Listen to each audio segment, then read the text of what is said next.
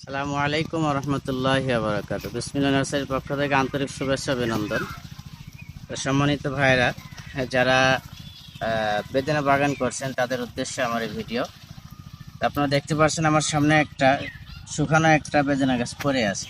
তো এটা পড়ে থাকার কারণ হলো যেহেতু এখন ঝড় বৃষ্টির সময়, তো আমি ইতিপূর্বে খুঁটি দিয়েছিলাম, বাঁশের খুঁটি ছোট, যেটা গাছ আরো বড় দেওয়ার দরকার ছিল, এবং এটা ভালো করে যদি এই খুঁটির সাথে বেঁধে দিতাম তাহলে এই গাছটা এই অবস্থা হতো না।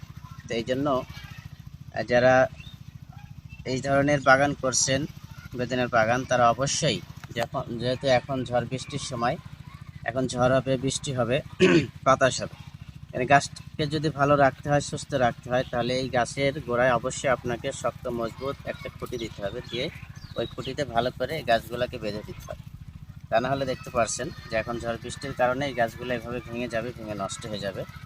তা আমি প্রাথমিক পর্যায়ে ছোট এবং চিকন বাঁশের খুঁটি দিয়েছিলাম, কিন্তু পরবর্তীতে এটা পরিবর্তন করার সময় পার হয়ে গিয়েছে, সময় পার হয়ে যাওয়ার পরও যেহেতু দেয় না, যার কারণে এই অবস্থা। এই জন্য দেখতে পাচ্ছেন পরবর্তীতে আমি অনেক বড় করে সবগুলো গাছের খুঁটি দিয়ে দিয়েছি।